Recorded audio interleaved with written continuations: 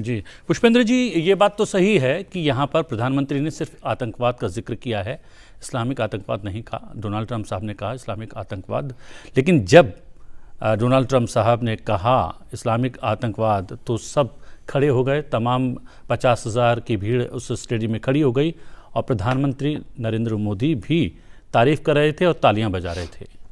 कहा नहीं शायद, लेकिन उनका वो भी मानते हैं कि कहीं ना कहीं इस्लामिक आतंकवाद पूरे विश्व के लिए बहुत बड़ा खतरा बन गया है। देखिए, एक बात सच है कि हमारी डेमोक्रेसी दुनिया की बड़ी है, लेकिन बड़ी युवा उसकी उम्र है। अमेरिका को 350 साल से आसपास हो गए। एक लंबे समय के बाद सच को सच कहने की समाज में बहुत मुश्किल से आदत पड़ती है। पिछले 70 साल में जो इस मुल्क का निज़ाम रहा है, इस मुल्क में हर ऐसी बात जो सच कही जा सकती है लेकिन कड़वी हो, लेकिन वोट बैंक की राजनीति के चलते किसी को खुश करने के लिए उसको गलत बात कहते रहो। इसलिए हमारे यहाँ अभी भी बहुत सारे राजनेता, जो लोग सत्ता पे हैं, व्यवस्था में हैं, संविधान की शपथ ली है, वो उनको मैं छूट देता हूँ क्योंकि वो देश चला रहे हैं, उन्होंने शपथ ली हुई है। लेकिन आम सोसाइटी भी इन बातों को कहने से कतराती है और उनको लगता है कि ये कहेंगे तो मुसलमान नाराज़ हो जाएंगे। मैं आज तक ये नहीं समझ पाया, या तो जो ये कहने वाले लोग हैं वो ये मानते हैं कि मुसलमान आतंकवाद को शय देते हैं इसलिए नाराज़ हो जाएंगे, और अगर है ऐसी बात तो कहना चाहिए। इसमें किसी की नाराज़गी हो न नाराज़गी हो ये महत्व नहीं है। देश की नाराज़गी नहीं होनी चाहिए, देश का नुकसान नहीं होना चाहिए।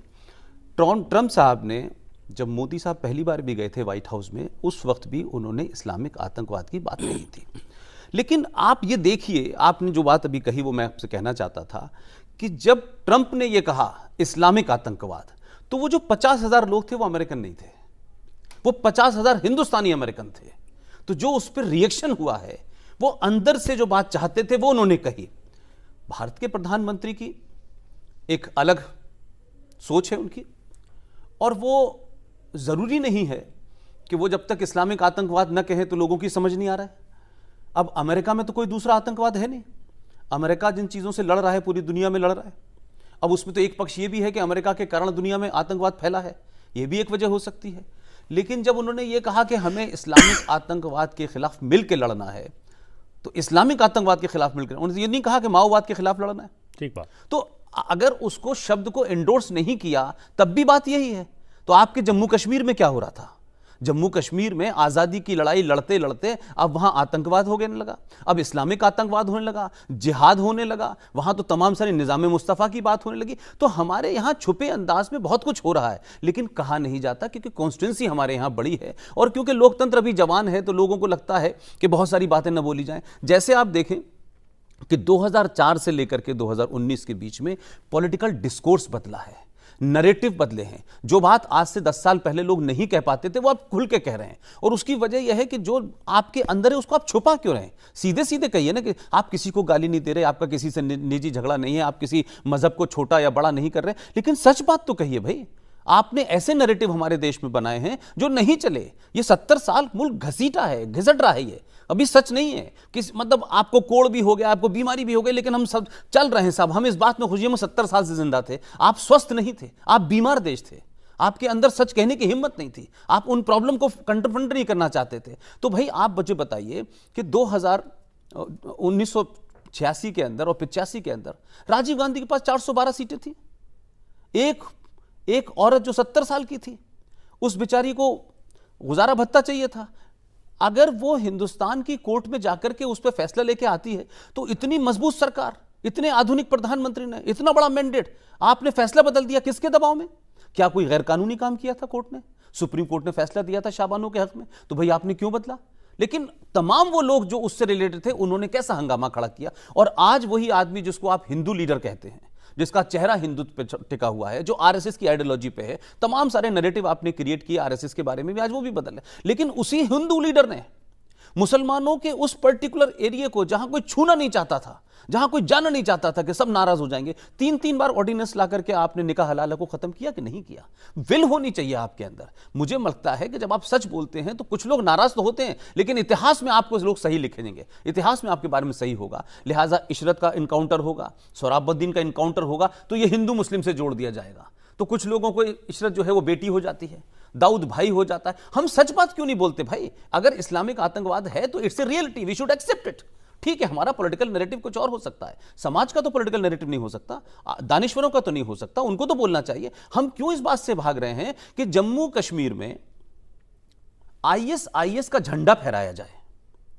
तो आईएस के झंडा फहराने वाले को तो गोली नहीं मारी जाती, आईएस के झंडे फहराने वाले को तो जेल में नहीं डाला जाता, हर जुमे को फहराते थे वो। लेकिन तिरंगा फहराने वाले को लाल चौक पे आप मारते थे, आप अरेस्ट करते थे।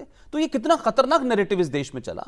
और हमारे यहां देश में इस्लामिक आतंकवाद है, वो छुपे रूप में है, वो हल्के रूप में है, वो अलग अलग शक्लों में है, लेकिन है। इसको ये नहीं कह सकते कि नहीं ऐसा नहीं है। और ये भी कोई नहीं कह रहा कि हिंदुस्तान के 35 करोड़ मुसलमान उसको सपोर्ट करने खड़े हुए हैं। लेकिन दुख की बात क्या हो रही है कि अभी तक हम इस नतीजे पर नहीं पहुंचे हैं, क्या मुसलमान में प्रॉब्लम है, क्या मुसलमान के अंदर कोई प्रॉब्लम है कि वो उस तरीके से गलत नहीं कर, या उनकी जो किताब है कुरान, क्योंकि इस पर डिबेट पूरी दुनिया में हो रही है कि कुरान की वजह से आतंकवादी लोग बनते हैं। बड़े बड़े मुसलमान भी कहते हैं कि साहब वो पढ़ने के बाद, अब वो पढ़ने के बाद बनते हैं नहीं बनते तो डिस्कशन का कोर्स है। तो हिंदुस्तान के तमाम मुसलमानों को, जो खासतौर से मौलाना हैं, जो मौलवी हैं, जो मुफ्ती हैं, ये तो उनका काम है कि वो ये बताएंगे। इसमें कोई हिंदू नहीं बताएगा, क्रिश्चियन नहीं बताएगा, सिख नहीं बताएगा, वो बताएगा भाई कि ये ऐसा है, ये ऐसा है। अब कुरान कितने हैं कैसे नहीं, ये सब इंटरनल मामला है। लेकिन इस्लामिक आतंकवाद है, it's a reality, one should accept it. जी जी, डॉक्टर नदीम, ये बात कही है पुष्पेंद्र जी ने कि जो सच कहेगा इतिहास में उसका नाम दर्ज हो जाएगा। इतिहास में नाम दर्ज एक अलग अलग विषय हो सकता है, लेकिन सच को अगर सच नहीं कहेंगे तो वो जो खराबी है सच में, कहीं ना कहीं खराबी कहीं से आ गई है, वो ठीक नहीं होगी। तो ऐसे चेहरे, ऐसे लोग इस्लाम के भीतर से क्यों सामने नहीं आते हैं जो कहते हैं कि हाँ, इस्लाम के नाम पर आतंकवाद फैलाया जा रहा है, ये गलत है और इसको दूर किया जाना चाहिए। जब तक ऐसा नहीं होगा तब ये कहते रहे कि आतंकवाद का कोई धर्म नहीं होता, उसके कोई मायने सामने नहीं आएंगे। देखिए, ग्लोबलाइजेशन के इस दौर में बहुत सारी चीज़ें बदली हैं और सिनेरियो बहुत ज़्यादा बदला है 9/11 के बाद, और मीडिया और दुनिया बहुत सारी नई चीज़ों को देखना शुरू कर रही है एक नए एंगल के साथ। सर, जैसा कि अभी आपने सवाल उठाया, मैं इसका जवाब कुछ इस तरीके से दूंगा कि वो लोग जो इसे नज़रअंदाज कर रहे हैं, इसके ऊपर गुफ्तगू नहीं करते हैं, वो लोग गलत कर रहे हैं और इसकी मजम्मत करनी चाहिए। और आतंकवाद तो एक विश्वव्यापी समस्या है, इसकी एक आम जी शऊर आदमी को भी मजम्मत करनी चाहिए, इसका विरोध करना चाहिए। और हमारे उलमाओं की कहीं ना कहीं ये गलती रही है, अगर वो सामने आकर एक्सपोज नहीं कर रहे इस बात को, इसका खंडन नहीं करते हैं, तो ये गलत है। बिल्कुल साफ साफ तौर पर कहना चाहिए और अपना जो एक अच्छा पक्ष है, एक साफ पक्ष है, उसे रखना चाहिए। रही बात इस तरह की, कुरान शरीफ पढ़ने के बाद लोग आतंकवादी होते हैं, कुरान शरीफ पढ़ने के बाद तो लोग अच्छे और भले मानुस बन रहे हैं। अभी पॉप जो है ईसाइयों के सबसे बड़े रूहानी पेशवा, उन्होंने वेटिकन सिटी में बाकायदा एक कॉन्फ्रेंस करके बताया कि कुरान जो है एक शांति प्रिय किताब है और इसके अंदर ये आतंकवाद से जुड़ी हुई कोई भी बात नहीं लिखी हुई है। तो कुरान की डीप स्टडी होनी चाहिए, अच्छे तरीके से कुरान को पढ़ाइए। अब उसकी तफसीर लोग किस तरीके से करते हैं मैं नहीं समझ पा रहा हूँ कि कितने पढ़े लिखे लोग करते हैं, लेकिन एक अच्छा और एक बेहतर मुफस्सिर कलाम पाक का, उसकी ये जिम्मेदारी पूरी तरह से बनती है कि वो उसकी जो बातें हैं, उससे जुड़ी हुई बातें हैं और विश्व से जुड़ी हुई बातें जिनका उल्लेख उसके अंदर है, उसे बिल्कुल साफ साफ तौर पर बताना चाहिए। हम लोगों की ये कमी रही है, मैं इसे एक्सेप्ट करता हूँ। हमारे उलमाओं की, हमारे रिलीजियस पर्सनैलिटीज़ की ये कमी रही है कि वो अपनी बात को ठीक तरीके से नहीं बता पाए हैं। दूसरी बात, ट्रम्प साहब ने जो बात बोली है इस्लामिक आतंकवाद, हाँ ये बात सही है कि उन लोगों ने सर्वाइव किया उसे, और वो उसे पिछले 20 साल से झेल रहे हैं और उसके ऊपर इलेक्शन भी जीते जा रहे हैं और पूरा एजेंडा भी वहाँ का तय हो रहा है। लेकिन ये बात भी बिल्कुल सही है कि उसी 9/11 के बाद से अमेरिका के अंदर इतने ज़्यादा लोग मुस्लिम बन गए। मैं समझता हूँ कि वो जी शऊर लोग हैं, बहुत अक्लमंद लोग हैं और उनके पास बहुत अच्छी समझ है, तो क्यों लोग कन्वर्ट हो रहे हैं, इस पहलू की भी तरफ हमें ध्यान देना चाहिए। जी, ये एक बात जो मजम्मत वाली बात हुई है कि आतंकवाद और इस्लामिक आतंकवाद की भी मजम्मत होनी चाहिए, उसका विरोध होना चाहिए। क्या विरोध तक सीमित रहना चाहिए?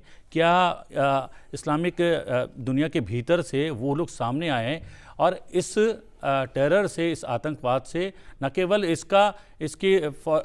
केवल जो है इसका विरोध कर दें मुँह ज़बानी, बल्कि इसके ख़िलाफ़ जंग का ऐलान करें, लड़ाई लड़ें। अब इराक़ में यजीद जो बादशाह थे, उनके ख़िलाफ़ उन्होंने सिर्फ जो है अपने अल्फाजों से उन्होंने कोई जो है उसका विरोध नहीं किया, बल्कि उन्होंने हज़रत इमाम हुसैन साहब ने जंग का ऐलान किया, युद्ध छेड़ दिया और उसकी कीमत भी उनको जो चुकानी पड़ी। तो ऐसा जब तक नहीं होगा, केवल ये कह के कि नहीं नहीं नहीं आतंकवाद से इस्लाम का कुछ लेना देना नहीं है, तब तक बात बनेगी नहीं। देखिए, अब बिल्कुल जिस तरीके से अभी मोहतरम ने और डॉक्टर साहब ने पूरे मसले की वजाहत की, हकीकत ये है कि हमारे मुल्क के अंदर जो मुस्लिम संस्थान हैं, इदारे हैं या उलमा इकराम हैं, इन्होंने 70 सालों के अंदर मुस्लिम कौम को देशभक्ति, राष्ट्रवाद और देश की तरक्की के अंदर उनका क्या किरदार होना चाहिए, इसे दूर रखा। आज़ादी से पहले की बातें करते हैं, आज़ादी के बाद की बात कोई नहीं करता है। आज़ादी के 70 सालों के बाद ये किसी सियासी पार्टी के पिछलग्गू बने रहे, उसके इशारे पर एजेंडे तय करते रहे और जिस तरीके से उन्होंने चाहा, इन्होंने मुसलमानों को वोट बैंक के तौर पर इस्तेमाल किया। ये मेरे रोंगटे खड़े हो रहे हैं आप जब बोल रहे हैं। शायद किसी भी चैनल की डिबेट में इस तरीके की बात पहली बार सामने आ रही है जो आप कह रहे हैं। और इन्होंने ये सही है, सच है ये बात। इन्होंने जो है मुसलमानों को बहका कर, फुसला कर हर 10 साल के बाद नया एक एजेंडा लाए और इसको वोट बैंक के तौर पर इस्तेमाल किया। नतीजा ये हुआ कि देश ये भी नहीं समझ सका कि जिस देश में हम रहते हैं उस देश की क्या संस्कृति है, क्या सभ्यता है और ये कैसा देश है। भारत एक ऐसा देश है कि जिसने सबसे ज़्यादा बाहर के लोगों को, बाहर के धर्मों को जो है अपने यहाँ जगह दी है और इसकी उन तमाम खूबियों को कभी नहीं बताया गया। सिर्फ ये बताया गया कि तुम्हारा इस्लाम जो है वो वहाँ से चल रहा है और तुम्हारी जो है हमदर्दी जो होनी चाहिए फला के लिए होनी चाहिए।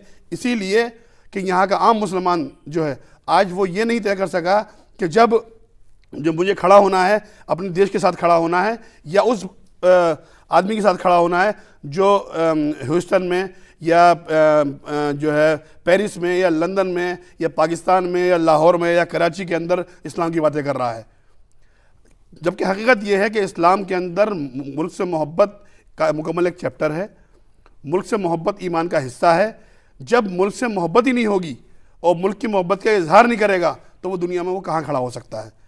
यही वजह हुई कि हर जगह जहाँ भी कोई छोटा सा ग्रुप खड़ा हो गया, उसने 10, 20, 50 लोगों को मार दिया तो कहीं ना कहीं दिली हमदर्दियाँ लोगों की उधर जुड़ी। और ये सारी की सारी गलतियाँ हमारे उन संगठनों की हैं कि जो मुसलमानों के ऊपर पिछले 70 सालों से राज कर रहे थे। मौसम विभाग के वो बड़े माहिर हैं। अब जब 5 साल के बाद उन्हें महसूस हो गया है कि ये सरकार अब लंबी चलने वाली है तो इस सरकार के भी इर्द गिर्द वो टहलने लगे हैं। और अब भी अगर हमने नहीं समझा और उन आसिंगे सांपों को दोबारा पाल लिया तो ये देश का मुसलमान जिस राह पे चल रहा है, जिस राह पे जा रहा है, तो ओवैसी जैसे लोग या मदनी जैसे लोग उसको दोबारा उसी राह पे ले जाएंगे कि जिस राह पर कई मुल्क जो है मुसलमान जो है अपनी जानें ज़ाय करके आत्मघाती बन के जो है वो दुनिया को परेशान कर रहे हैं। तो मेरा ये मानना है कि मुस्लिम संस्थाएं आगे आएँ, इस्लाम की सही छवि पेश करें। आतंकवाद इस्लाम के अंदर कोई गुंजाइश नहीं है। दुनिया में जहाँ जहाँ ये अपनी जंगें लड़ रहे हैं, प्रॉपर्टी की जंगें हैं, ज़मीनों की जंगें हैं, इस्लाम के नाम पर, बिरादरियों के नाम पर लोगों को खड़ा करके दुनिया के मुसलमानों को मिसगाइड करते हैं। अरब मुल्कों से, खाड़ी देशों से पैसा इकट्ठा करते हैं। कश्मीर में 70 सालों में क्या हुआ? एक प्रॉपर्टी की जंग, एक गैर इस्लामी धारा की जंग। धारा 370 इस्लाम के खिलाफ है। उस जंग को इन्होंने इस्लाम के नाम पर लड़ा। नतीजा क्या हुआ कि अफसोस और शर्म की बात यह है कि 70 सालों में इस देश के अंदर जो मुसलमान रहता है, इनकी तंजीमों ने उस धारा 370 के खिलाफ या उन कश्मीर के आतंकवाद के खिलाफ दिल्ली में जंतर मंतर पे या बम्बई या हैदराबाद या किसी भी शहर के अंदर कोई एहतजाज नहीं किया। ये अपनी जिम्मेदारी को फरामोश करे हुए थे। और अब भी अगर ये सामने नहीं आते हैं, ये डबल पॉलिसी जो खेल रहे हैं, अखबारों में, मीडिया में मोदी जी के यहाँ जाकर बयान दे देते हैं और सड़कों पर या मुसलमानों के अंदर या मस्जिदों में या मोहल्लों में कोई इस पर काम नहीं कर रहे हैं कि कश्मीर में क्या हो रहा है, हमारी क्या पॉलिसी होनी चाहिए और देश की एकता के लिए, अखंडता के लिए हमारा क्या किरदार होना चाहिए। अगर मुसलमान ने इस बात को नहीं समझा तो आने वाला कल गुजरे कल से ज़्यादा खतरनाक है।